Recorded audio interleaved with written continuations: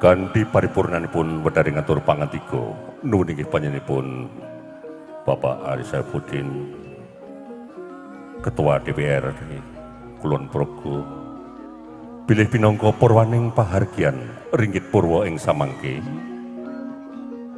kasuwun jumeneng sawetawis hangaturaken tokoh wayang dumateng panjenenganipun Ki Dalang Yusuf Ansor wekdal sumangga katur.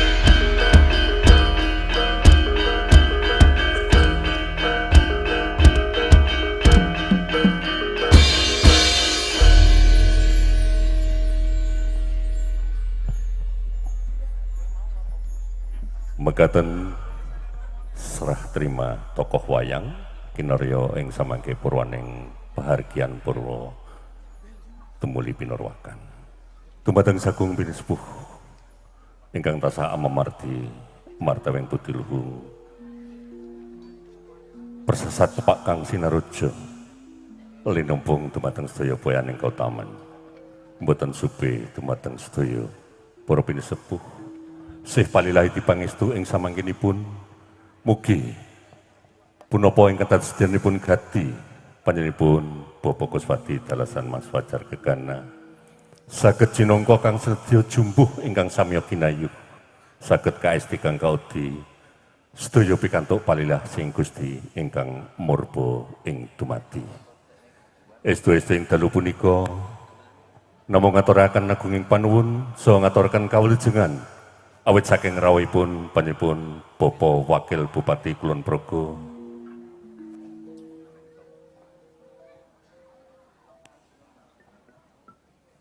Bapak Haji Ambar Purwoko muga-muga pangling kalih kula nggih. Estu-estu ngaturaken kawilujengan rawuh panjenengan sami mugi ing samangke babaring cariyos wayu para sejati Purwa Madyasana saged pinangka tulodo sesuluh monggo ingkang saedipun agem ingkang awon dipun pucal kula pinangka paraga ngaturaken tata raketing acara ing mbok bilih wonten lepat saha kirang terap silaning basa nyuwun gunging pangabsama ingkang linangkung kanthi panutup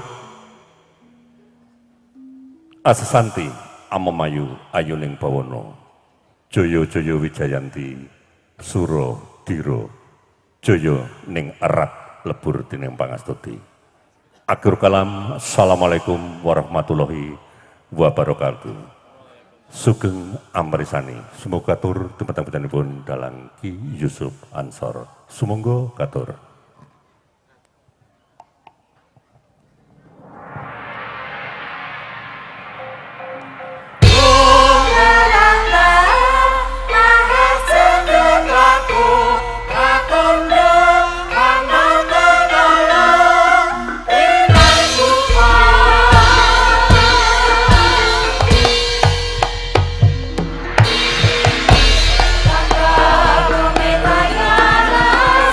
Thank you.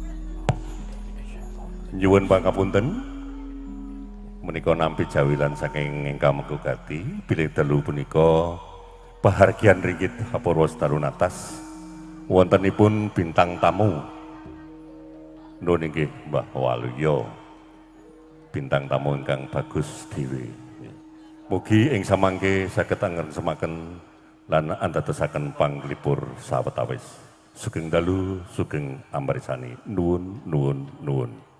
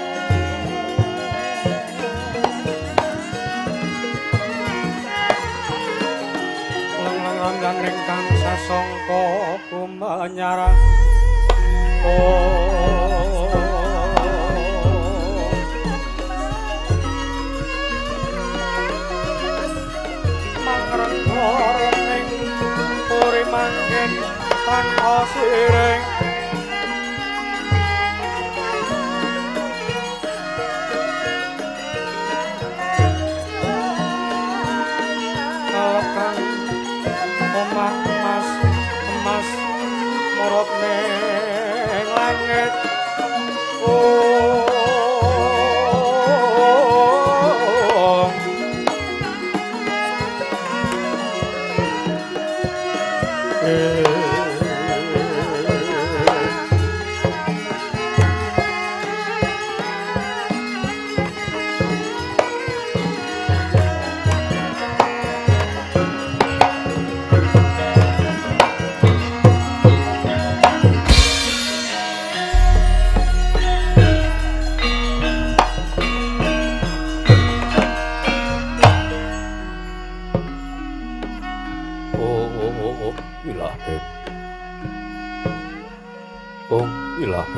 Awigna mastu purnama sidhem Aum awigna mastu purnama sidhem silat mriyewang jagat karana sirang tandha kawisesaning bisana sono sinawung langning mila pesta maksih ostantun lampahing Buddha sinandra tutur katulut-tulut mrih lapting paradya winisuda upama Prameng Niskara Karanodya tumiyeng jaman purwa gangga trigangga durga mendhak kala sirna pinardi tameng walata mangkata kapusanahaning gupita tau ngrenggeng perlambang matumba-tumba marmo panggeng panggunggung sang wewengkata sekebyara dumadining mayang purwa pawataning kandha linarik runtuting basa dongeng kuna ngemusu rasa yen linaras kaya karaos mulat sari ruhang rasa wani wuruhing diri rasa rumangsa angrumangsani lir jalma ngilo kaca jarwe mus rinakup caing carita lebecik mus kaglareng madring pagliran ya gujat amriksane pagelaran ringgit purwa Surya Candra Daru Nyuwang Kartika wis kinurba kodrating kawasa Sahari Radrang Idri Bawana Purateking Duk Sinoglir Gumanti temah dadi petanganing dina sasi warsi windu kang sarta abad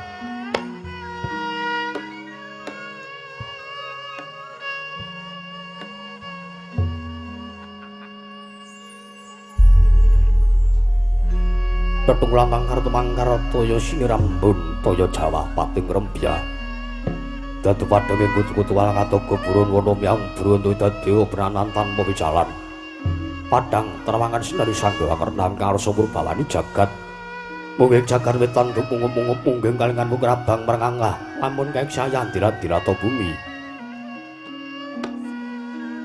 saya tangu semerup sanggawa ngarep katos sebelah kanan kiring abang esmu jendara kapur bawan sinaring sang Hyang Basanta tanam tukaton ijo royo-royo amangku gunung ingkang katon biru moyo-moyo pucaking gunung kini mulan gundahan kasih ring Prabancana lenggat lenggut ngantuk kaya gunung Makutha Mega tanawis dangu seleng kawula tasih dene ora rasa ngupuya buka garap Tegal sawahe anglor sultan pedhoti sinambi sesendonan sesindenan mikul garulukune anggiring raja kayane sawenana pirembagan Samparuwangi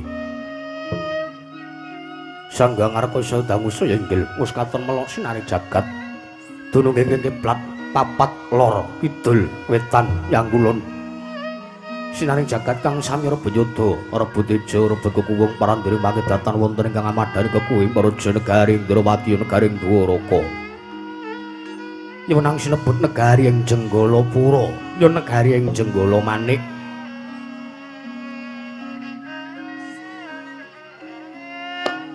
apan jaru karo pambukaning kandha sarap ring pangge negari Dwarawati dumadi saking pulo-pulo bebanjaran sinasapan toya benawi nambi ombeng samudra binang langut kang tanpa pagut pegating manunggal kapantuk uruting Cakrawala wane-wane cakrek ing wisik samane knebing jurang corong kinepung Gosera tinarsa swing peksi lawet yang sarang burung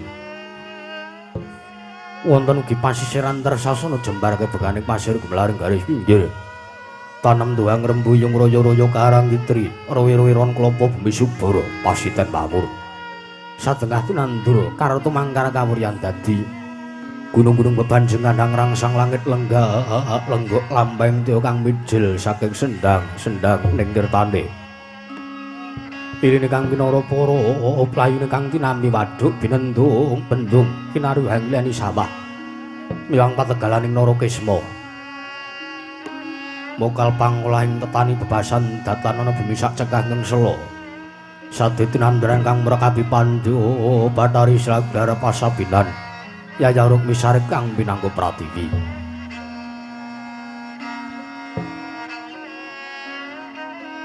Pategalan Rengga Palawijaya kang ngrembuyung godhongane ambiyek wae nganti kaya manglung wit-witane. Pala kependhem, pala kesimpara, pala kumantung sadutan kuciwa cinawi nulang kemawek sarasaning diri ngoning raja kaya iwen sansyang ngrembaka lamun sang aglaring mangunan. Surup Surya bali mring kandhange sowang-sowang.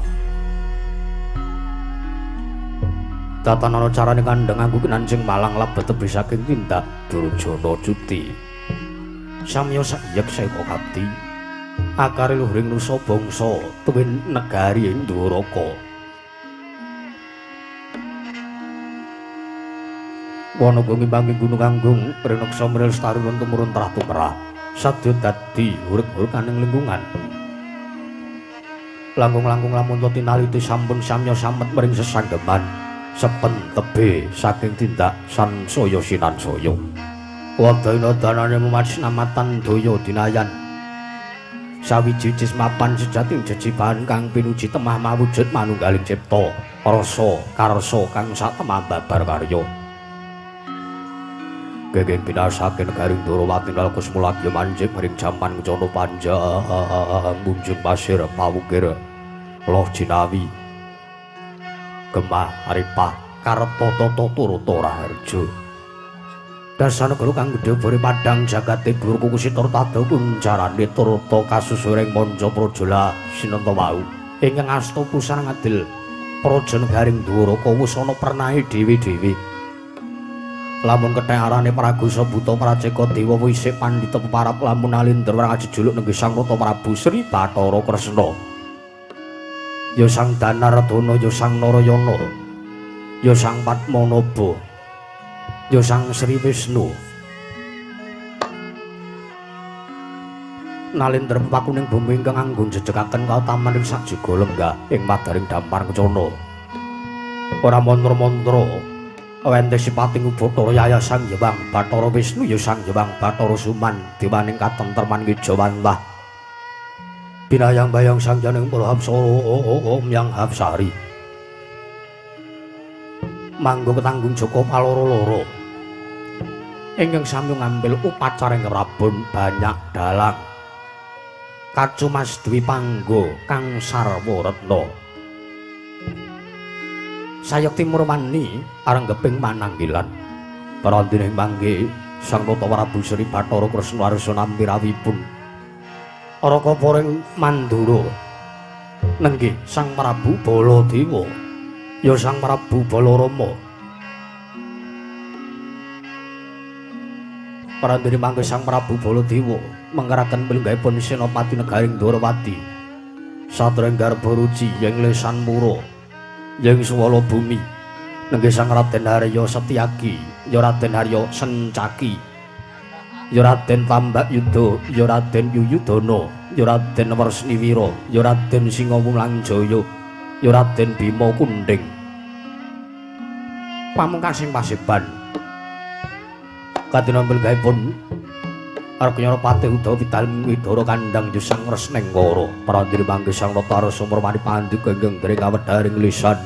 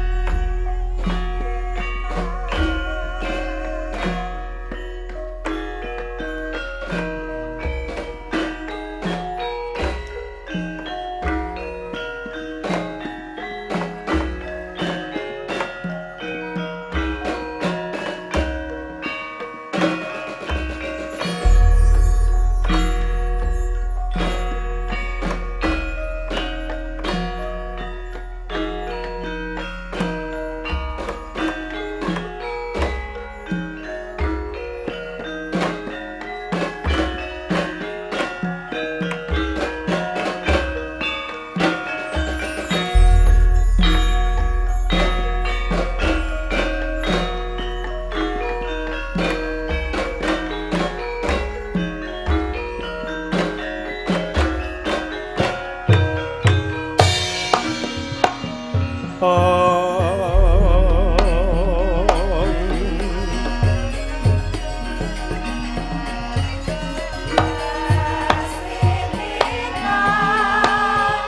langening alam jemana kelaman dan mencarat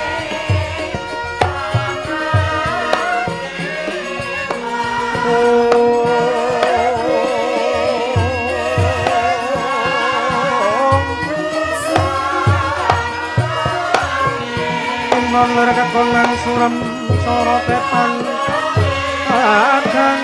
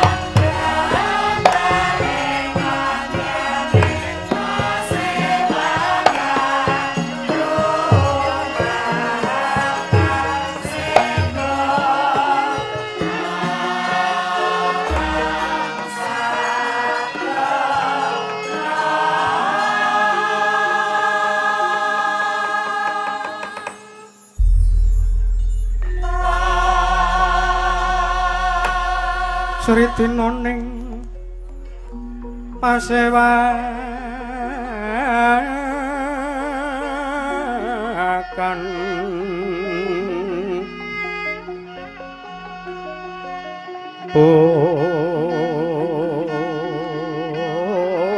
busana maneka warna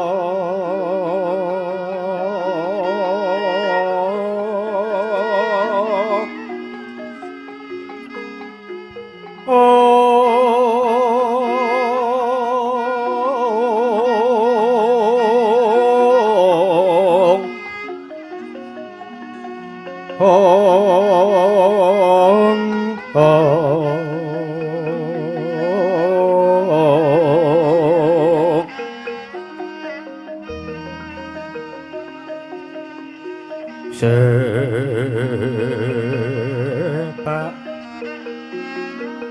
Puspitango Dyono Miwang manjrah Sarwarokmo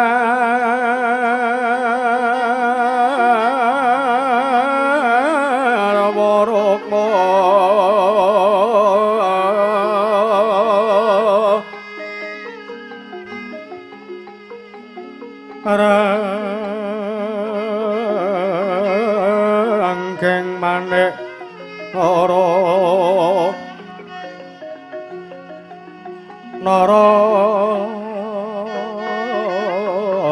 Narawata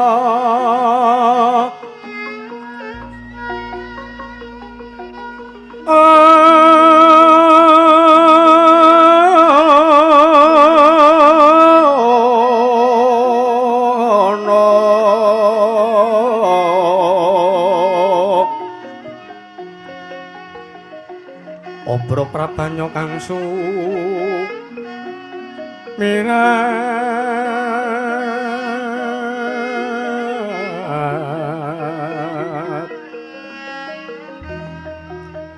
kenyaring teja leliweran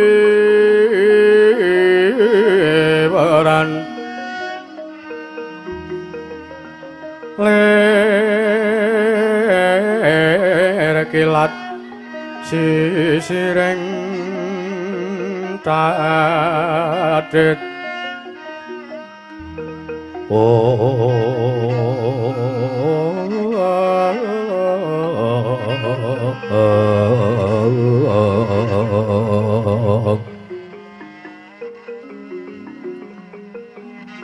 wimbo kekondo mrek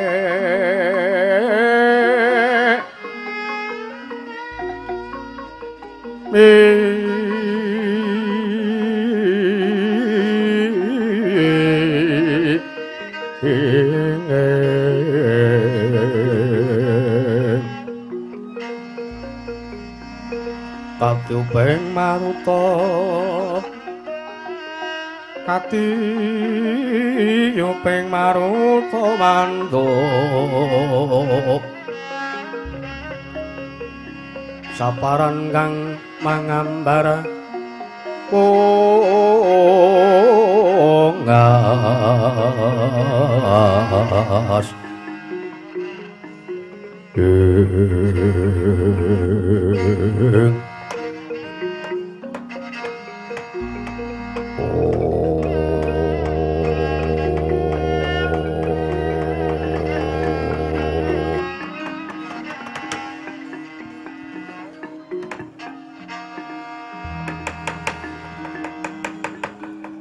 Ratune ratu utama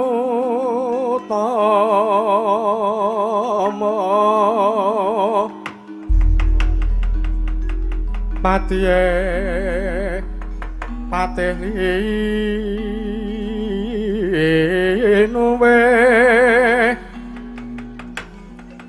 Pranayaka Yasraja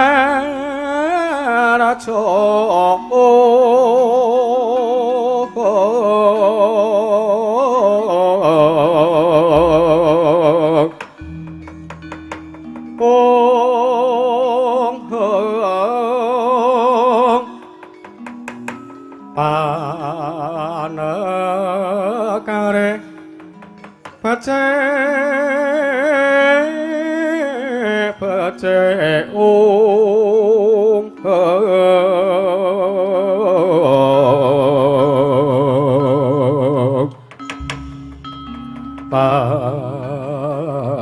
parande netan dadi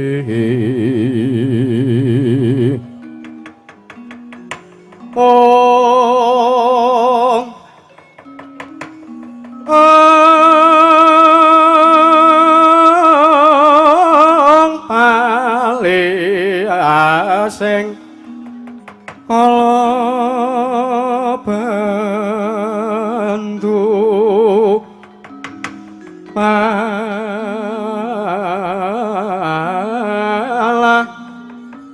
mangken andatra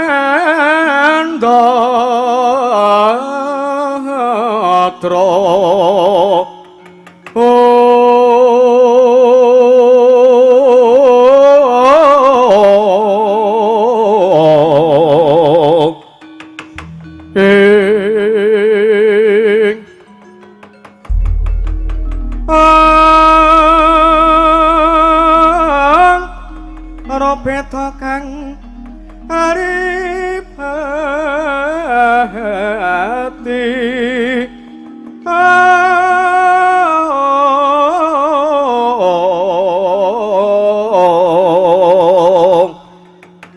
beta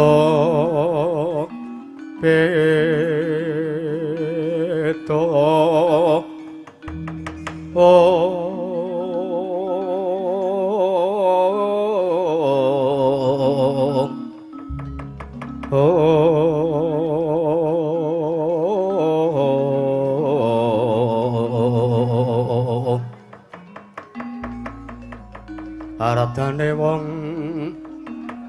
sak negara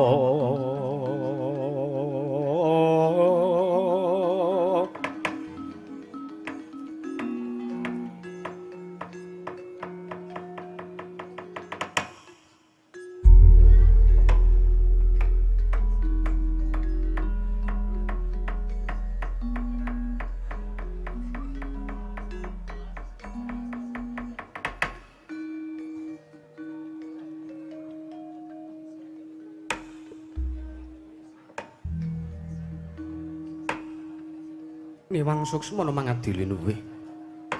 Ana sasmintan ingsun jagat wasisaning Bathara wong bawana langgeng sinunggi datanawrat. Ora mengko dhisik Kakang Patih Udawa. Kakang Patih Kresnengkara. Ayo ndadekake kaget pekenira si Kakang Patih Udawa, wondene sira ingsun piji ana ngajengan manira. Kakang Patih Udawa. Nun inggih diwaji sembahan kula. Pengayoman kula nring Madyapada prapting delahan. Gusti kula sinuwun marang Bundarawati, sinuwun marang Sri Bathara Kresna sinuwun. Wanter sabda tama paduka njeng sinuwun amiji dhateng wiswanipun ingkang abdi kepatihan. Ing jawi sanget damel kuwatosing manah Pindaran Salamba pinanjering alun-alun kumitra caruk maras. Nanging sareng wonten ngarsa paduka Kanjeng sinuwun manah kula tebih saking raos kemarasan. Wontenipun namung ayem-ayem tata titi yang tentrem. Salebeting manah bingah tanpa wami kepareng kula nyadong dawuh timbalan paduka Kanjeng sinuwun. Nun inggih. Ya Kakang Patih Udawa. Marmane sira ingkang dak piji minangka dadi badal wakil ingsun marata diagi. Pranata tata rakiting kamarajan negara ing Ndarawati. Aturna marang panjenengan ingsun sak mendhang aja nganti ingkang karempin. Kakang Patih Udawa. Menawi paduka ndang ubat tata rakiting kamarajan negaring Ndaraga sinuwun. Tatentu sadotan badhe nguci wandi. Para kawula samya sayeksa kapya karya luhuring nusa bangsa tuwin negaring Ndaraga. Mandhapipun dumateng Sang Hyang Prajuritan ingkang boten kendhat nggih tansah gladhen ulah kridhaning kaparang. Sawanci-wanci praja paduka ing Ndarawati katembing marang muka tartentu boten badhe anggep kunca paduka Gusti kula njeng sinuwun. Ingkang abdi kepatihan remuk kasawrana. Putung semangga kabandhemna sinuwun. Nun inggih. Ya Kakang Patih Udawa. Gawe bombong sarta gawe marem tiasing ingsun teka jangkep kang dadi aturmu Kakang ora lewat pakaryan kang utama wae tindakna selawase urip. Sinuwun. Sedaya menawi sampun paduka dawaken tartentu kula mboten badhe suwala nanging dereng lan sak sampunipun kepareng kula ngaturaken sembah sungkem mangabekti kula kunjuk sandhaping pada paduka Gusti kula Sang Rata Sinuwun marang Bundarawati. Ya Kakang Patih Udawa. Marmane Kakang Udawa atur bekti marang panjenengan ingsun ora lewat tak tampa tiba sepadha-padha ya Kakang Udawa. Prayoga nunggon mung ngadhep ana ngarsaning ingsun. Sampun boten kirang prayoga. Nun. Ora mengko sithik kadangipun Kakang Dimas Nggarabaruji. Setyaki nggon musuhan ngarsanipun Kakang padha kandhir harja sak pratamu. Kadangipun Kakang Tambak Yuda. Nunamin pasang Kalimantabi tinepin ngila duni dumaweng tawang towang sinabeteng ilo-ilo tinepin saking siku dendani Bathara Koko Prabu para batu kami jenateng wiswanipun kang araying suwala bumi pun sencaki sowan kula boten panggelangan setunggal punapa kemareng kula ngaturaken sembah sungkem pangabekti kula kunjuk sandhaping putra paduka Kanjeng Koko Prabu Ndarawati Koko Prabu Sri Bathara Kresna. Ya Setyaki sih diatur bekti ana ngresaningpun Kakang. Ora lewat pangestunipun Kakang wae tampanana Dimas Nggarabaruji. Kawula nggih sampun sanget anggen kawula pundi. Koko Prabu dadosaken jejimat pagesanganipun Kang Rayi Nggarabaruji. Prayoga nunggon mulunggu sampun boten kirang sekeca. Nun mangke Koko Prabu Baladewa. Koko Prabu Balarama. Sewelpan aturipun ingkang Arayi Ndrawati tadah wadana mbok bilih ngantos arandhat anggen kula nampi rawuh paduka Kanjeng Koko Prabu Mandura. Kuciwa tiasing manah paduka mestinipun ning atasipun paduka rawuh wonten Praja Negaring Ndrawati teka kula mboten misungsungaken menapa-menapa. Katidhek rawuh paduka mriku sengkan-sengkan datan pepuwoyan. Datan maring cecoling saderengipun mesti kewala menawi ingkang Rayi Ndrawati mangertosi bilih paduka Kanjeng Koko Prabu mriku badhe rawuh wonten Praja Negaring Jenggalapura. Tartentu ingkang rayipun Sri Bathara Kresna Arsa ngrakit krita kencana kinarya medhok padu Kanjeng Koko Prabu saha nyawisaken Hirmawar. Kinarya miji yampian padu Kanjeng Koko Prabu Baladewa. Nanging ewa semanten Koko Prabu gandeng sampun watawis dangu rawuh paduka wonten Praja Negaring Dwaraka keparenga nampi asung pudya pangastawa tuwin pambagya rarja kula mugi kunjuk wonten ngarsa paduka Kanjeng Koko Prabu ing Dwaraka ing Mandura Koko Prabu Baladewa. Ya jagat pangestu Ngrawaya Bathara jagat Patendra Jaladewaku waladala. Ya Kresna aja walang ati. Ya senajan to kepiye wae kananing pun Kakang. Anggonipun Kakang sowan ana ngersani Yayi Prabu Kresna Indrawati. Mungguhmu iki kurang prayoga, mungguhmu iki kurang pantes yen to dipisungsungake ana ngersaning pun Kakang. Nanging Yayi, kaya ngapa gedhening rasa panarimaku. Najan aku kuwi urip ora madeg Nalendra wae, aku wis bungah. Najan to aku urip ora nyanding garwa Prameswari, najan to aku gesang ning Padyapada iki ora lungguh ning dampar kencana ning atiku wis tentrem. Inggih. Mergo ngene. Tak rasa pun Kakang iki saya ndak letuwa, ndak umur, ndak sepuh. Ngono. Pun Kakang iki ora arep nguber kadonyan. Menapa mekaten? Iya. Ya syukur pinagi sewu. Mangayu bagya sekedhi jumurung Koko Prabu. Ya. Pambagya raja sapa pudya pangastawaning siyai adi wis tak tampa Kresna. Ora lewat pun Kakang ngaturake salam taklimku wae katura ana ngersaning si Adi Ndrawati. Kresna. Ya sampun sanget anggen kawula pundi. Damel bombong casipun ingkang rayi pun Padmanaba Koko Prabu. Koko Prabu. Koko Prabu ing Mandura. Koko Prabu Baladewa. Najan ingkang rayi pun Setyaki ngaturaken sembah sungkem pangabekti kula kunjuk. Koko Prabu Balarama. Yo. Kadangipun Kakang Dimas Garbaruci Setyaki wis tak tampa. Ora ana pangestuning pun Kakang wae tampanana siadi atur bekti ngersaning pun Kakang gawe marem atine wong tuwa. Sampun sanget anggen kawula pundi. Boten langkung. Kaprayogan lenggah patukan Koko Prabu Balarama. Koko Prabu Baladewa ing Mandura. Setyaki kaya ora kurang kepenak. Nun mangke sinuwun. Sanajan ingkang abdi kepatihan pun Udawa, kula ngaturaken sembah sungkem pangabekti kula kunjuk sinuwun. Kakang Udawa iki kasinggihan mekaten. Jagat Dewa Bathara Kakang Udawa. Yayi nun wonten timbalan. Sadurunge aku matur karo Kakang Patih Udawa, pancen wis tak tata rasaning atiku. Nggonku ngrakit ukara aja ngasi gawe boreh atining Kakang Udawa. Mergo apa? Jagat iki wis padha nyekseni wong sak negara Mandura luwih-luwih Ndrawati wis padha pirsa, wis padha ngerteni, wis padha meruhi yen to Kakang Udawa kuwi tinemu werda. Tinemu kadang werda saka Baladewa. Mergo ngeling-eling labuhan nalika uripna ing Widara Kandhang. Cilikanku tansah mbok kudang sartane tansah dimong dening bapa sagopa. Mula sing gedhe pangapuramu aja lara ati, aja kagol ing panarima. Yen to Setyaki sing ngaturake sembahan ngersani Baladewa tak tampa kuwi lumrah. Jernyatane Setyaki kuwi kaprenah adiku. Nanging yen to kowe kuwi kakangku, mula ya Kakang Udawa. Aja lara ati. Kowe ngaturke sembahmu ora tak tampa. Waduh. Dosa menapa ingkang sampun kula sandhang sinuwun. Lho, ngene. Iya kados pundi? Aku mau wis matur. Iya. Sepisan ngene labuhan nalika urip ning Widara Kandhang, lelabuhanmu gedhe tumrap Baladewa. Ping pindhone? Miturut umur, yen to dipitung saka yuswa, Udawa kuwi luwih tuwa tinimbangane Baladewa. Mula apa jamak lumrahe, apa pantes ning atase wong tuwa kok ngaturke sembah ana ngersaning sing nom kuwi malah mengko aku sing kuwalat. Nanging paduka menika Nalendra, ora urusan. Aku ki luwih nom tinimbang Kakang Udawa. Mula sembahku tak jaluk tampanana, sembahmu ora tak tampa Kakang Udawa. Waduh, iya.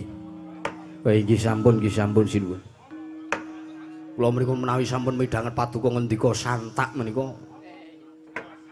kaya teng ketoprak. Ketoprak. Lha mbok dipirsani piyambak to Kang Yayi Mas. Piye? Koko Prabu Baladewa menika sampun ngagem lipen no. Kaya abing mingir-mingir kaya seragam wiyaga. Kaya wong bar ndahar bayi ngono. Kuwi aja aneh-aneh no. Mboten niku walat wong wau pun ngatur kesembateng kula. Isinipun menawi menika estu lair lan batos kula tampi najanto dawa sami-sami. Lah ngono kuwi. Nah inggih. Lah syukur alhamdulillah. Udawa ki nang omah dindas-ndaske karo bojo. Nang omah kon isah-isah kon gosok. Kon umbah-umbah. Lah ya ngelingi uripku ki melu mara tuwa. Iki kedaton pasewakan kok malah nampa sembahing Nalendra. Lah. Anu sinuwun mbok mengke di sertifikatke. Ajeng kula pajang teng omah ben bojo kula niku mboten wani kalih kula. Kakang Udawa wonten dawuh. Tak kira yen tobat perkara garwa ya bojomu ya garwaku. Kuwi wis ora iso di obah-obah. Oh, nggih mumpun. Lah nek mriku mawon mboten merantasi sangsaya le kula nggih sengara. Lah iya, ha inggih. Mung gumantung rasa panarimamu. Ha inggih ngaten. Kresna kula wonten timbalan. Kresna, mrika napa? Lah kula niku yo nganggo Kresnengkara ngoten lho, kula niku yo Kresna kok. Ya Kresna kula wonten dawuh Koko Prabu. Mesti wae tuwa tandha pitakon sajroning atine Si Adi. Iye. Apa to darunane lan apa sababe pun Kakang iki ora dajaben sowan ana ing Prajanegara Ndrawati dina sakmengko pun Kakang sowan ijen tanpa rowang tanpa kantha uga tanpa kanthi. Mesti wae Si Adi wis nyakra bawa yen to sowaning pun Kakang iki sajak semu gembol wigati. Mula aku njaluk Purbawasesa ngersaning Yayi Prabu Ndrawati. Pun Kakang tak maju. Tak mingset nggonku sowan merga ana perkara ingkang bakal tak aturaken ngersaning Yayi Prabu Ndrawati. Kresna. Koko Prabu.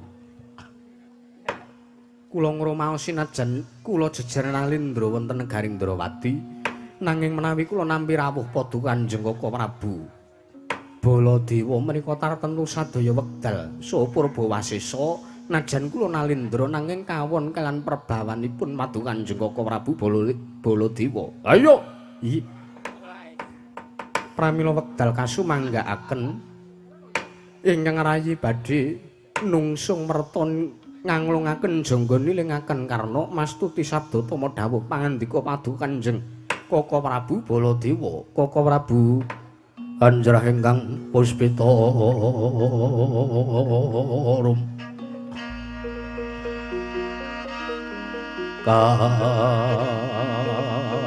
kasilireng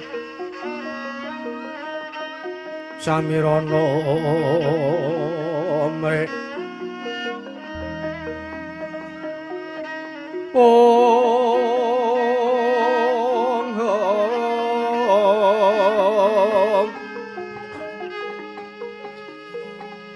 sekar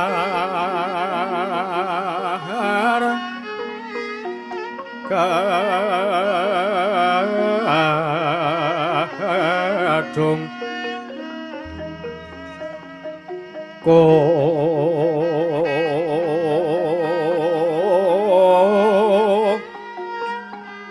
ngas kandanyo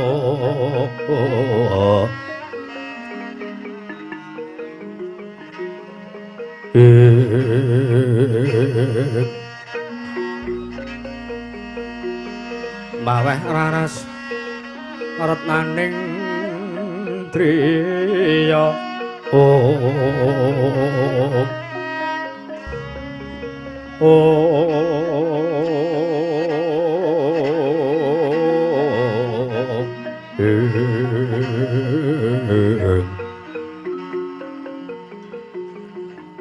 Walah,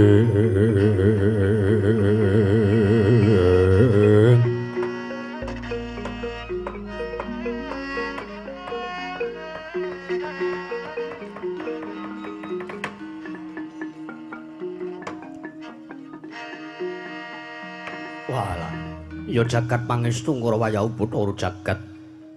Kresna, kula wonten timbalan Koko Prabu. Sepisan sewanipun kakang iki tetinju marang kararjaning Siadi Ndrawati senajan torandhat tak aturake. Mestinipun kakang aturake nggonipun kakang tetinju marang kararjaning Yayi Kresna kuwi wis mau. Sadurungipun kakang suwan mrene. Inggih. Yo. Nanging ana rasa sartana wigati ingkang tan bangkit pinambeng. Dadi gegembolaning rasa arasanipun kakang ingkang wis tak gelar, tak gulung, tak petung, tak petang. Aturingipun kakang iki kira-kira bakal kaanggep luput apa ora dening Yayi Prabu Kresna. Katitik pun kakang kuwi najanta tinemu werda, nanging pun kakang wedi yen to ngasi mengko pun kakang kena siku dendhaning dewa. Jur nyatane apa? Yayi Kresna kuwi titih Sang Hyang Bathara Wisnu ya Sang Hyang Bathara Suman. Mula yen to nganti aku kuwi ndhisiki marang keparenging dewa, pun kakang wedi kena welak ing Jawata. Yen to ora tak aturake kok malah mung dadi penyakit. Nyatane kabeh iki mung dadi gegembolan rasa sarta gegembolaning nalar.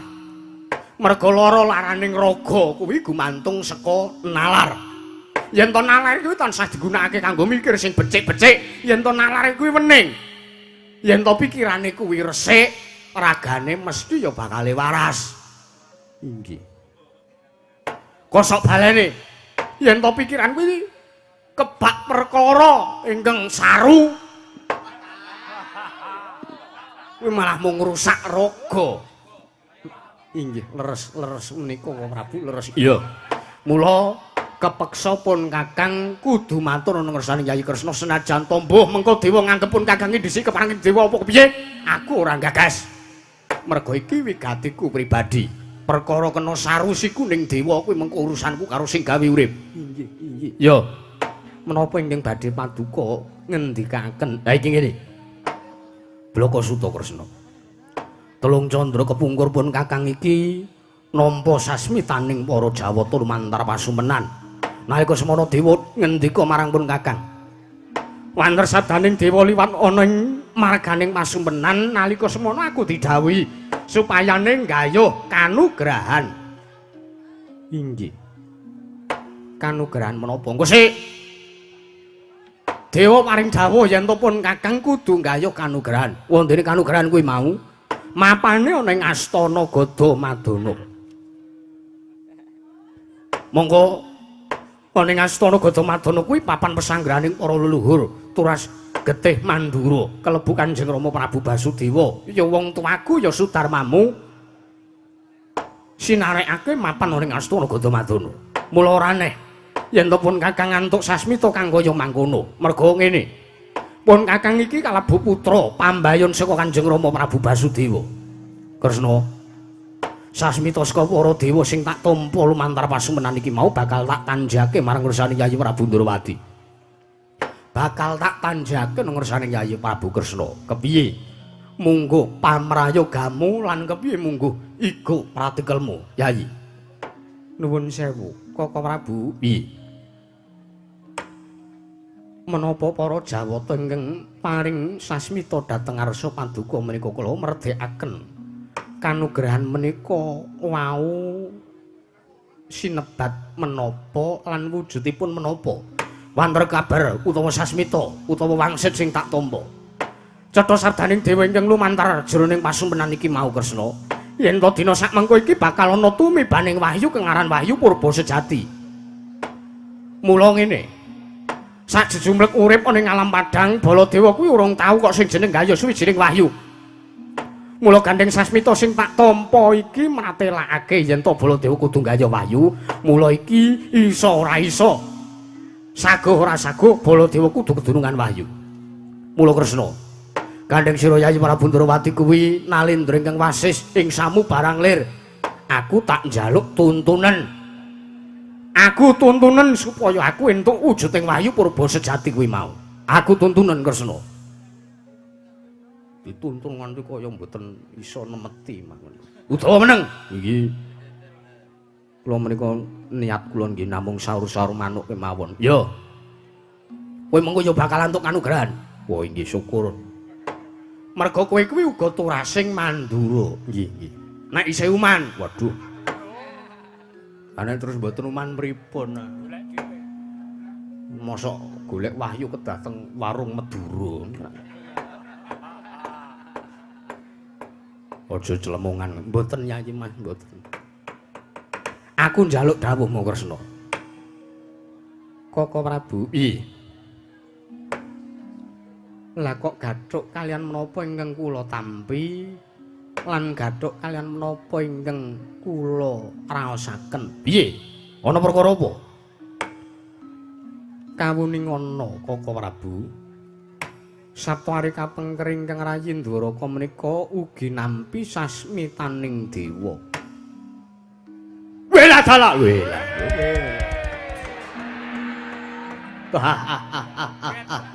Ayo jagat pangestu Ngurwaya Bathara jagat. Isine padha marang apa sing tak tampa? Nggih, tartentu mekaten. Wah, la edan-edan Kresna ya. Pun Kakang wis isa nampa. Pun Kakang wis isa ngrahita.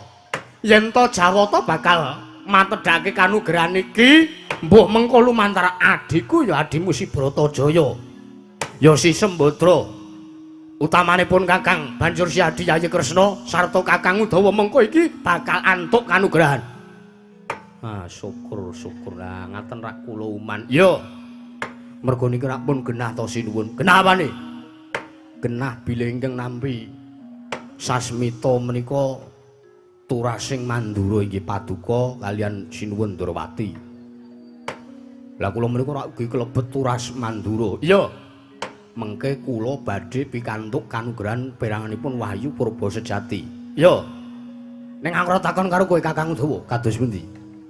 Apa kowe uga nampa sasmita ingkang padha ingkang kaya tak rasake, ingkang tak tampa, apa dene ingkang ditampa dening Yayi Prabu Kresna? Apa kowe entuk? Mboten. Waduh, pripun nek mboten entuk niku ra? Pun kula nunut panjenengan mawon pun mengke gampil. Kula pokoke melu rombongan wong kula niku pun saben senajan to kula sing damel jadwal ning nggih kula dikirimi jadwale. Sapa kuwi? Paijo nika. Mboten napa-napa kula tak nunut mawon mengke. Kakang Udawa wonten dawuh. Wong arep nggayuh kanugrahan mono kudu semeleh rasane. Iya. Kanugrahan kuwi ora kena dijaluk, luwih-luwih kanthi srana peksa. Kanugrahan kuwi bakal tumedhak marang sapa wae kang resik lahir lan batine. Adoh saka panggawe cidra tansah caketan marang tumindak ingkang utama adiguna dudu. Kaya adiguna iki. Wingi teng Tangerang niku ngoten kaya Koko Prabu. Lajeng kula nyuwun iguh pamrayogi. Katitik saderengipun kula nampi rawuh paduka menika, kula ugi sampun rembugan tetarusan kelan kadang kula inggih pun Yayi Sembadra. Wah sing rembug. Iya wah sing rembat. Yayi Bratajaya menika ugi pikantuk sasmitaning dewa tanpa benten, tanpa beda kados dene sasmita ingkang kula lan paduka tampi Koko Prabu. Walah dalah. Ayo Kresna ya. Ya. Banjur aku njaluk jlentre. Wahyu purba sejati kuwi apa? Mergo ngene. Dewa kuwi ora nuduhake wahyu purba sejati kuwi ana pira lan apa wujude.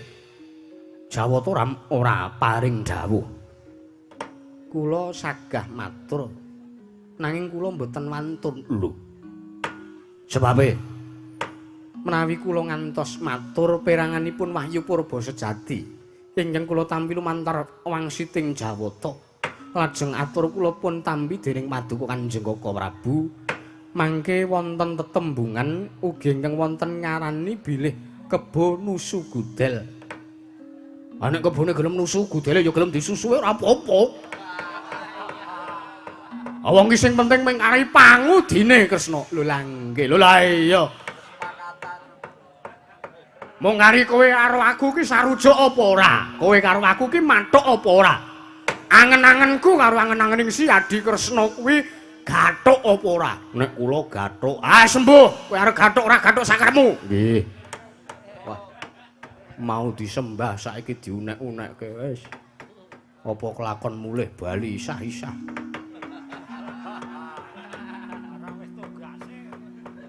Dawuh Kresna, dawuh. Matura. Jlentrehna Wahyu Purba sejati kuwi apa wae? Kuwi apa? Ana pira yen to pancen ana akeh? Inggih, inggih. Kepareng kula badhe matur ampun sora-sora anggenipun ngendika. Ya, nggih. Wah, gumun aku. Angger kon rada lirih kok malah bengok. Mekaten Kaka Prabu miturut petanganipun ingkang raying Ndrawati. Sepisan purba sejati menika estunipun wonten sekawan werni. Ana papat. Inggih. Katindakna mring prasasana. Ana papat pirangane apa wae? Inggih sepisan ingkang sinebut cahyaning rat. Angka kalih ingkang pun westani reksakaning rat. Angka 3 wembaning rat. Lan angka sekawan yuwananing rat. Papat sepisan cahyaning rat, reksakaning rat, wimbaning rat, lan yuwananing rat kuwi jlentreh apa wae? Inggih sepisan. Cahyaning rat menika wahyuning ratu. Dados sinten ingkang kedunungan cahyaning rat menika sakmangke badhe pinardawa kamulyanipun sak tedhak turunipun. Sakmangke badhe dados Nalindra. Oh ngono. Iya. Lajeng ingkang angka kalih wimbaning rat. Menika wahyu baboning Nalindra. Menika ingkang kedah nampi inggih wanita awit ing kanugrahan menika sampun sinebat. Inggih menika wahyu baboning Nalindra teges wanita menika ingkang mangke badhe ngandhut dhateng tulasing Nalindra menika wonten ing Nuswa Jawi. Lajeng reksakaning rat. Menika awerdinipun Wahyu Patih. Dados sinten ingkang kedunungan Wahyu Patih menika benjang turasipun badhe dados wrangkanata wonten ing Nuswa Jawi. Tegesipun nurunaken patih wonten ing Nuswa Jawi menika. Lajeng ing pungkasan ingkang winastan yuwananing rat menika Wahyu Wadat. Wahyu Wadat menika kula nuwun sewu. Sinten kemawon ingkang kedunungan Wahyu Wadat utawi yuwananing rat menika kula wau menawi Nalindra kakung boten saged nggadahi garwa langkung saking setunggal. Kresna, kula wonten dawuh. Nek iso mbok aku aja entuk kuwi. Lho, liripun menapa? Wahyu menika kanugrahan menika inggih gumantung kanugrahanipun badhe manjing dhateng sinten. Aten aku ora iso gleleng mengko. Aku ki ratu Pilabara garwa Prameswari kuwi luwih saka siji. Si Hadi Kresna wae 3. Mosok aku mung siji. Aku terima-terimake wong panjenengan menika setunggal kemawon teng kraton isah-isah kok. Ajeng 3, ajeng sekawan niku ambek nggih mikir jengkolmu kuwi. Nggih. Ambek nggih sabar. Ora iso. Perkara garwa kuwi ora iso. Diubak-ubak nggih nggih ngestaken dawuh. Ya Kresna aku nampa umpama entuk kuwi nampa ora apa-apa. Aku ki metung karo tenaga, ya tenaga lahir ya tenaga batin kuwi tak petung. Inggih menika prayogi leres mangandika paduka. Ya sak banjure piye? Laku nggone bakal gayuh kanugrahan iki sak banjure piye aku mung pasrah ngersaning Siadi. Koko Prabu piye? Gandeng sampun wonten trontong-trontong seneng pepadang ing badhe nampi Wahyu Purba sejati menika inggih sepisan paduka. Angka kalih ingkang raying Ndrawati lan ingkang angka 3 sakmangke Yayi Bratajaya inggih pun lara ireng. Prayoganipun kula paduka kaliyan Yayi lara ireng pun kandhi Ambudidaya nggayuh wahyu purba sejati. Idak-idak netra katrimaning gesang kula lan paduka Kanjeng Koko Prabu. Lan sakmangke sampun ngantos sedaya sami lirwing kewajiban. Karonten kanugrahan menika kedah wening lair lan batosipun ingkang badhe pun panjingi wahyu menika. Supados wahyu badhe jenak pramila kula suwun Koko Prabu. Paduka kula aturi nebihi perkawis-perkawis ingkang sakmangke keduga badhe damel risak ing kawontenan diri pribadi kula paduka menapa diri Yayi Bratajaya. Kula suwun sarujuk Koko Prabu. Sikra-sikra yen permana kanca sikra ngrakit nawang sesangka nawang sesangka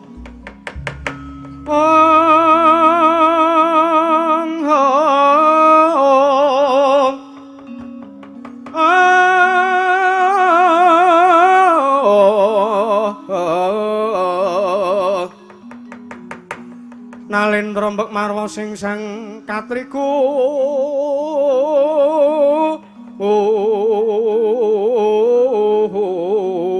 long katriku mulung mangrompaking wadya korda kurore kagire-gire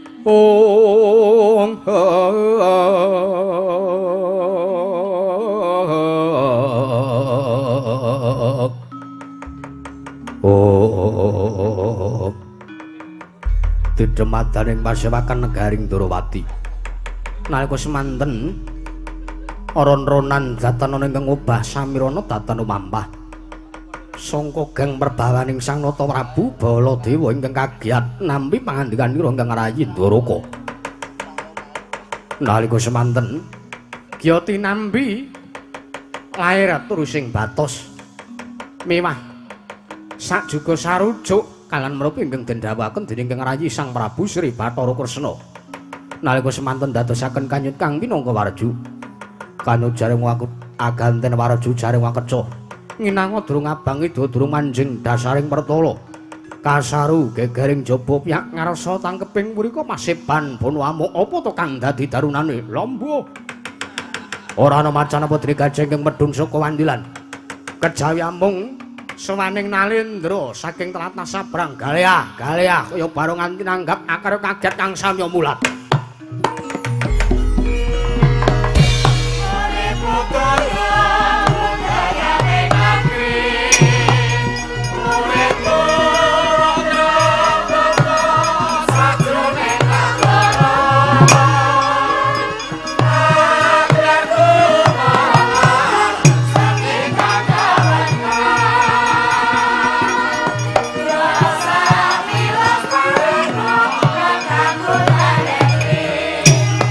Aja kokean kuwi.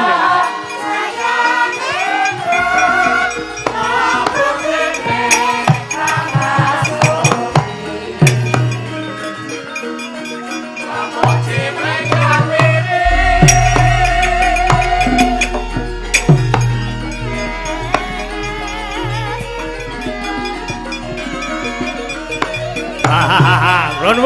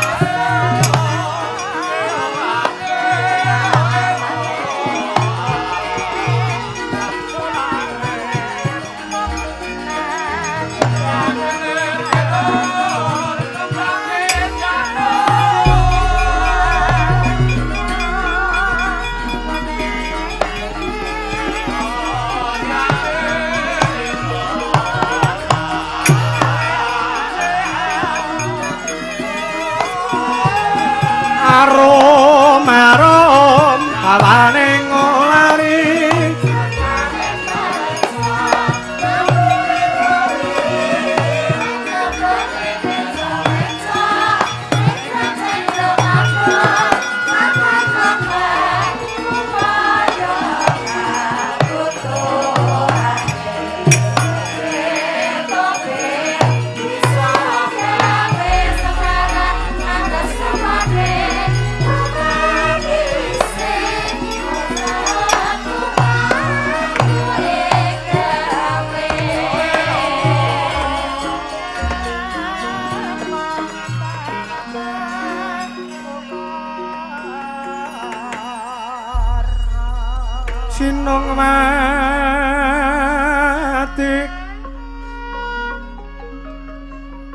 sinong mati jagat kinari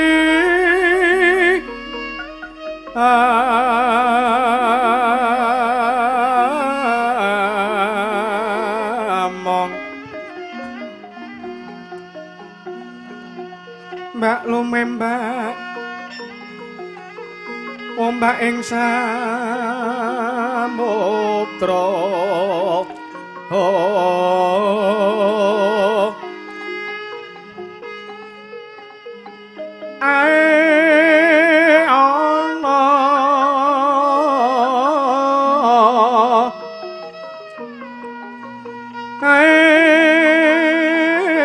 ana bale lumut ambrenggang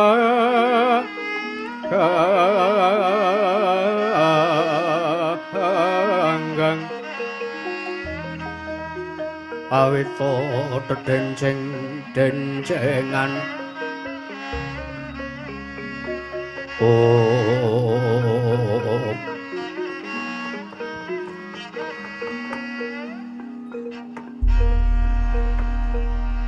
Niwang Agung mugya ngayomi marang Praja Negaring Ndrawati sak isinipun. Nun mangke Kaka Prabu Baladewa. Yayi Kresna kepiye? Siadi nimbali marang pun Kakang. Nyuwun pangapunten. Dereng wetawis dangu sarta dereng ngantos paripurna anggen kula pirembagan kalian paduka Kanjeng Kaka Prabu Baladewa. Malah sak mangke Negari Ndrawati nampi rawuhipun menawi kula titik saking busananipun ingkang sarwi Pradamas menika Nalendra saking tlatah Sabrang Kaka Prabu waladal ngedapi-dapi Kresna gawe pengiram-iram inggih ngatasi ratu awake ming siji kok suwenge 5 lho kupinge ming 2 suwenge ngisor dhuwur kiwa tengen nggone kabeh. Ha mbok bilih menika piantun serep Kresna wonten timbalan. Timbalana sawaning ratu iki kanthi becik aja ngasih gawe gelaning ati. Inggih. Sebab apa? Tak kira iki dudu ratu damen-damen. Mergo yen to ngasih iki mengko ratu srawunge apik marang ngersaning Siadya putripun Kakang mesti bakal nuwuhake kabecikan lan katentreman tumrapun Kakang lan Siadi sak kadang katihan Ndrawati putri Mandura. Mekaten. Yo. Kaka Prabu kula aturi lenggah ingkang sekeca kaya wis ora kurang kepenak. Nun mangke kisana. Sampun nginten kula tumambu yekti saweg sepisan menika kula wanuh. Paduka menika Nalendra saking pundi sinten jejulukipun kisana?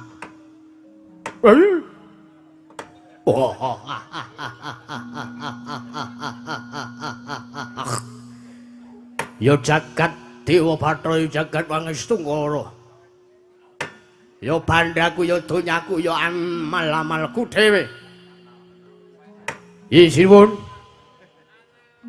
sewu lepat Agung mangaksami atur kula ngadhep wonten ngarsa Paduka Gusti kula njeng sinuwun.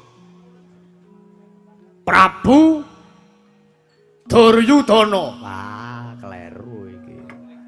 Sajak nonton wayang ming limbukan ya iki. Bar limbukan mulih wis. Sanes Prabu Duryudana. Lah sinten? Prabu Ipung. kula pun Prabu Sri Bathara Kresna. Lah nggih niku Prabu Kresna. Paduka menika kala wau ngendika bilih kula Prabu Duryudana. Salah sing bener Prabu Kresna. Wah. Ngeyele ora jamak-jamak. Ngeyel kok ora ngeyel ora sugih. Ketitik kula menika sampun saged dados kontraktor wonten negari kula menika. Dados mayang menika kula menika nggih sampingan, ngoten. Nggih, nggih. Etan umuk tenan iki sugih tenan iki Kresna. Iki sugih tenan. Srawung ana becik, srawung ana becik. Inggih kok Prabu. Ya, ben pun Kakang ketularan sugih. Inggih. Nuwun sewu sinuwun. Sinuwun Prabu Kresna. Inggih. Saderengipun pitepangan langkung-langkung kula ngaturaken sembah sungkem pangabekti kula kunjuk. Inggih, kula tampi dawah sami-sami. Salajengipun wohe ngajeng Paduka paring dawuh, kula sinten jejuluk kula saking negari pundi? Menawi kula Nalendra pundi? Menawi Paduka sudi mestani dhateng jasad kula wonten pewerni kula Nalendra ing negari Pulo Gedhah Kencana. Wondene jejuluk kula pun Prabu Setigrat. Prabu Setigrat Nalendring Pulo Gedhah Kencana. Nggih. Nuwun sewu nembe saweg sepisan menika midhanget jejuluk Setigrat menika menapa wonten jlentrahipun? Wonten. Lajeng menapa jlentrahipun? Setigrat menika dumadi saking 3 tembung. Sepisan seti menika teges setiti. Ger menika pager. Lajeng kepuasan at utawi ate menika akhire tuntas. Menika nipun jlentrekaken setiti anggenipun mlumpat pager akhire tuntas le maling karang pegawean kula menika maling. Lah mila saking menika kula dipun paringi jejuluk Hendrik.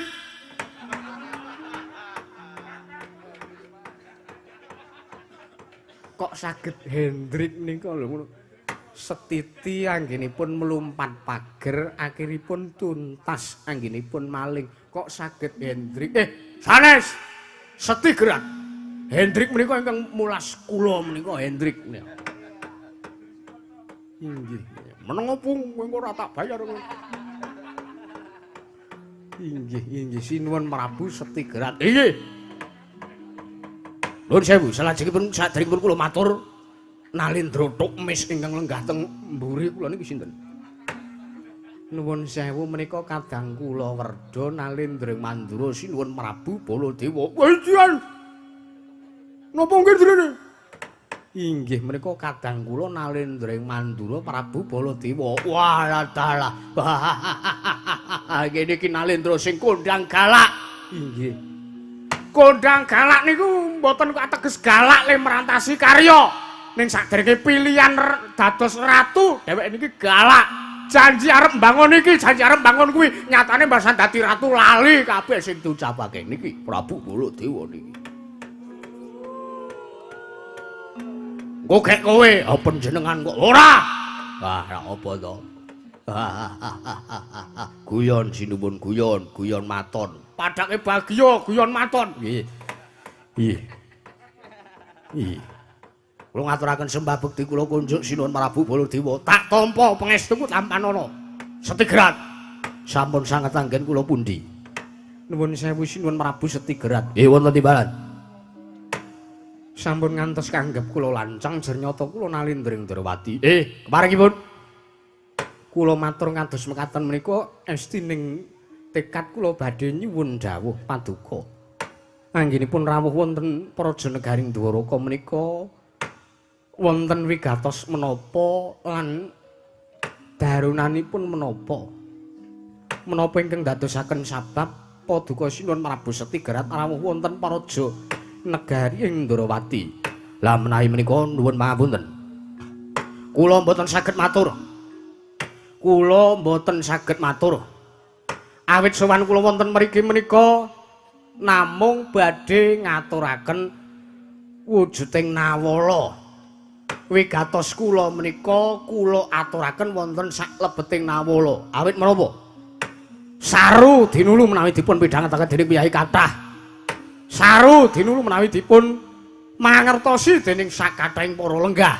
pramila kula badhe atur nawala kula pisungsungaken wonten ngarsa paduka Kanjeng Sinuhun Prabu Sri Bathara Kresna Indrawati kula aturi anyurasa nawala menika sinuwun menawi mekaten monggo kula aturi maringaken punang nawala dhateng ing abdipun Indrawati Sinuhun Prabu Setigerat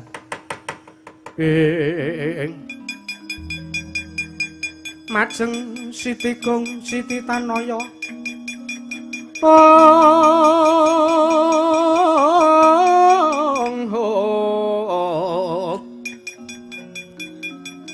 Mijil tukanira Sang Narapati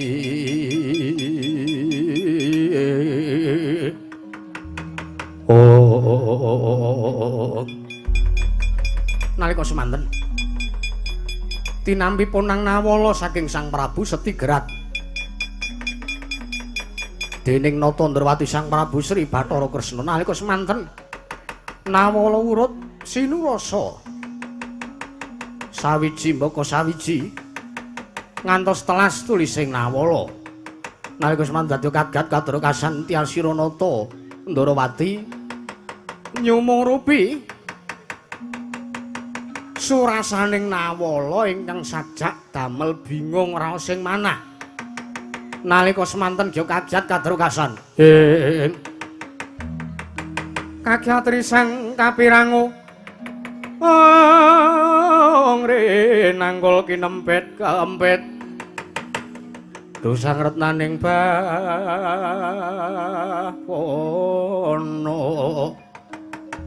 Kresna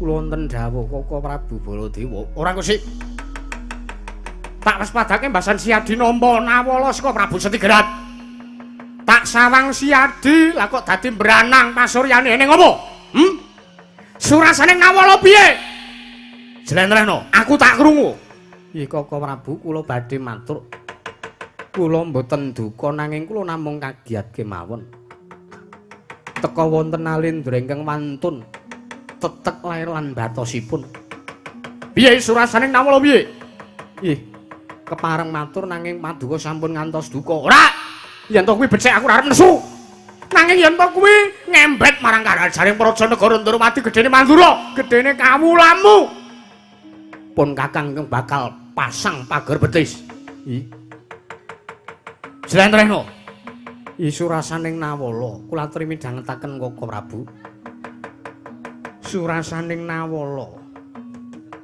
piyambakipun inggih Prabu Setigerat menika dipun utus dening Ratu Gustinipun ingkang jejulukipun Prabu Godayetma saperlu ambayongi dhateng kadang kula inggih kadang paduka pun Yayi Lara Ireng inggih pun Bratajaya inggih pun Sembadra arsa dipun dhaup kaliyan pun Prabu Godayetma inggih Ratu Gustinipun Prabu Setigerat menika wanti-wanti sanggenipun Prabu Godayetma ngancam dhateng kawontenan praja negari Ndrawati menawi ngantos Bratajaya mboten dipun pasrahaken binayong dening Prabu Setigerat dinaup kaliyan pun Prabu Godayetma wanti-wantinipun negari Ndrawati badhe pun damel bumi angus iblis lanat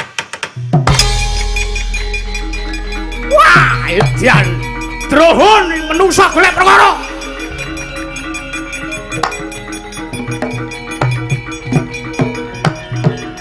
wah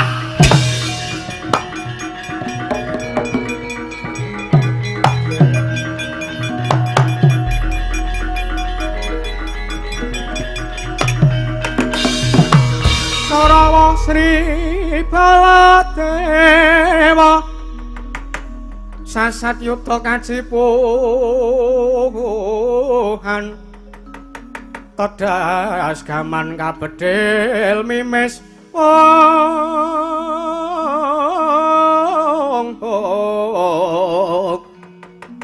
ngajur karnanira mangsa kya mlajara mutra-mutra Kiwa melajara mutra-mutra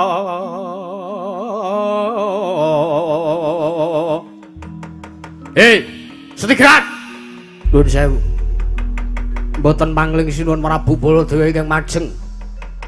Sajak badhe paring dawuh saha wangsulan nawala ingkang kula aturaken. Yo. Aku tak takon karo kowe. Iki kados pundi? Maju. Nggih. Kula badhe midhangetaken. Aku tak takon karo kowe, kados pundi?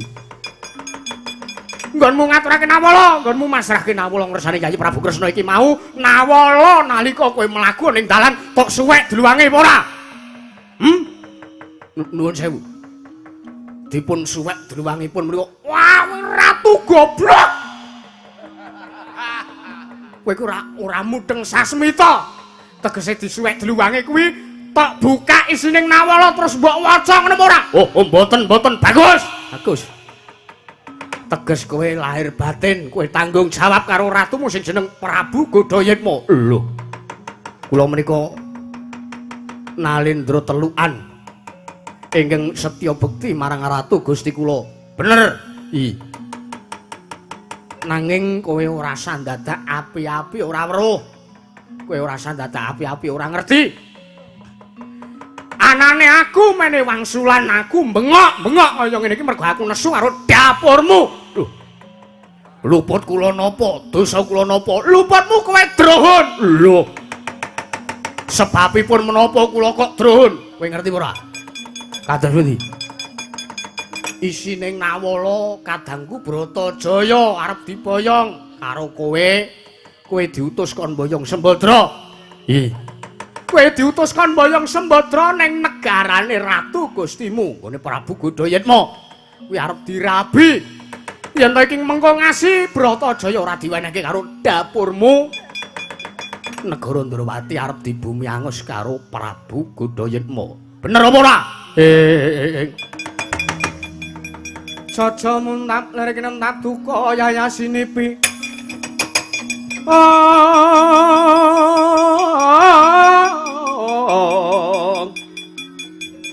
Caca bang mawinga-winga yen sinabet marang sagedheng.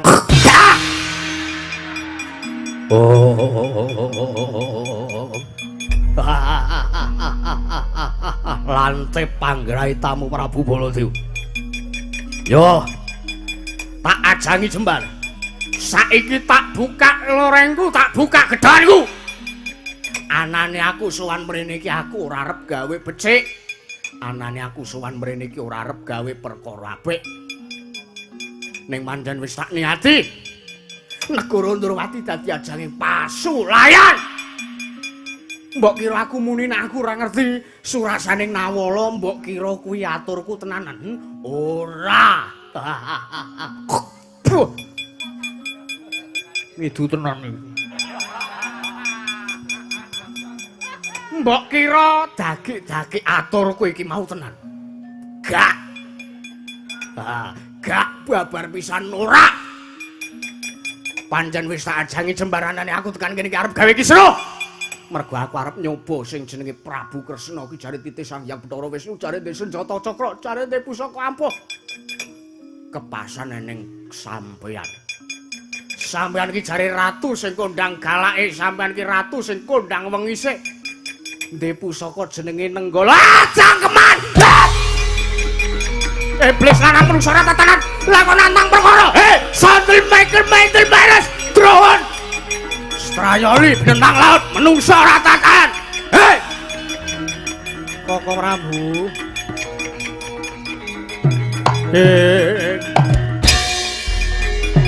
Wah, piye iki Kresna piye?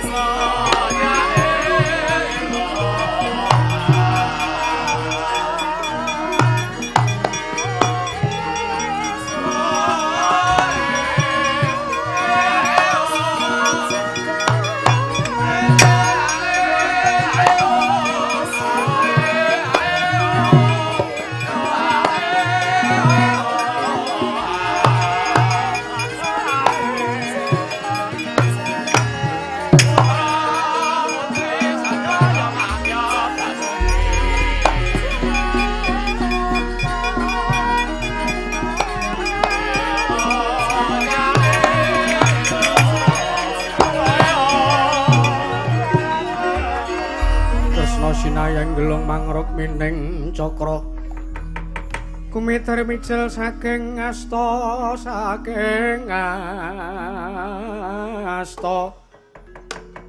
mintonaken dewe kramanira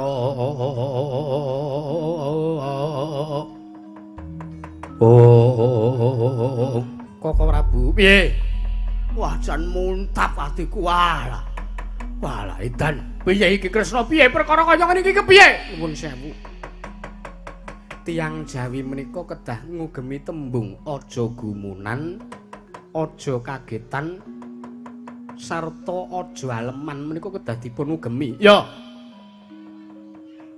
aleman Baladewane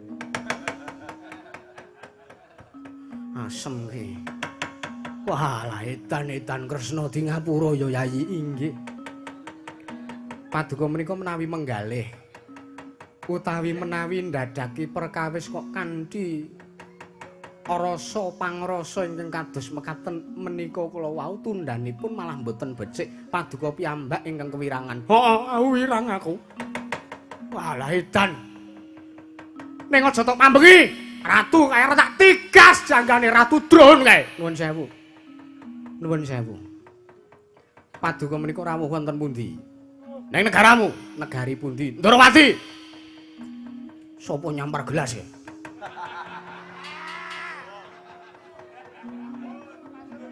Ora nyawang ye. Wani ye karo Baladewa. Rumangsane apa? Nuwun sewu. Dugi pundi wae? Mbah. Ngomong-ngomong dhewe lali dhewe. Paduka menika rawuh wonten Praja Negari Ndorowati. Menika wonten negaranipun ingkang rayi. Sami kemawon paduka menika mara dayoh mara tamu. Heeh. Banjur lah kula suwun gandeng negari Ndorowati menika ugi nggadahi pernatan hukum wonten senopati wonten patih utaminipun wonten Nalendra inggih kula. Menawi kula dereng dawuh kalian nayaka kula, kalian patih kula, kalian senopati kula senajan wonten perkawis negari Ndorowati ketekan dahuru mayuta-yuta cacahipun nggih menawi kula dereng dawuh sampun ngantos wonten ingkang ngumrembyahaken asta njumangkaken suku. Nek kaya ngene iki sampun. Lah mbok inggih. Wah, ora iso. Ah nggih kula saged menawi paduka mboten saged kula saged ingkang bakunipun kula saged. Ngono to Kakang Udawa. Ayo. Kula kalian paduka menika plek. Plek ki apa? Caket. Cerak. Sangka cerak ya nggih, plek. Kowe iki setya bekti marang aku. Nggih. Sesuk tak unggahke bayarmu matur nuwun. Ya mong aku njaluk ya Kakang. Ngados pundi? Nek pasewaken ki mbok ya le mbucal angin kuwi disuda. Kraton ambune breng-brengan. Nggih, sinuwun ngestaken dawuh.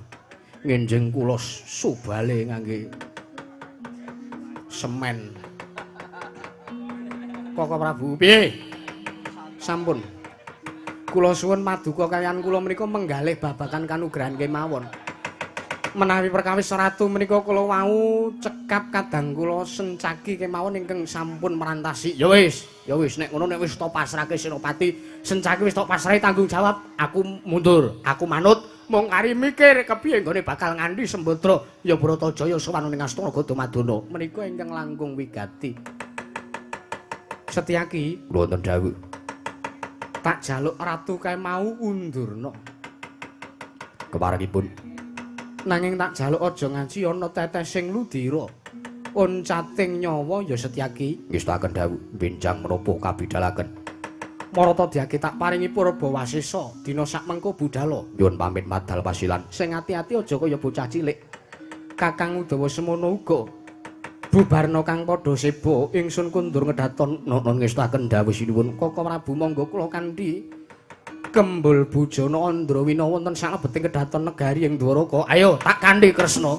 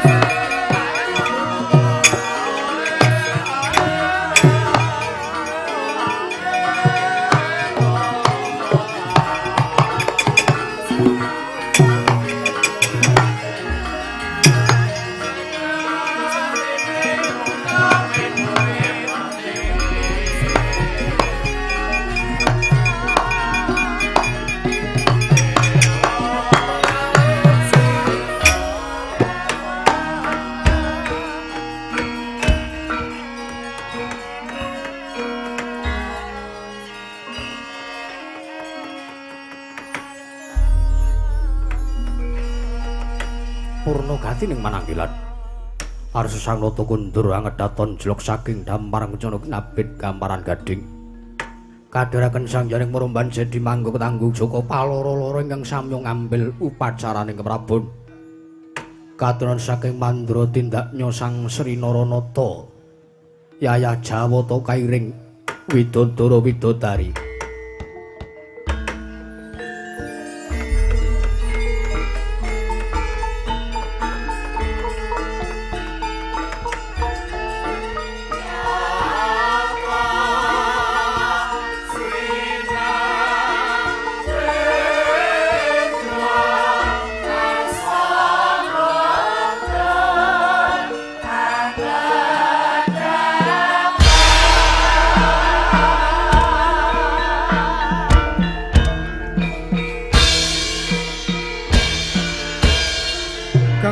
Bawanyo sang nata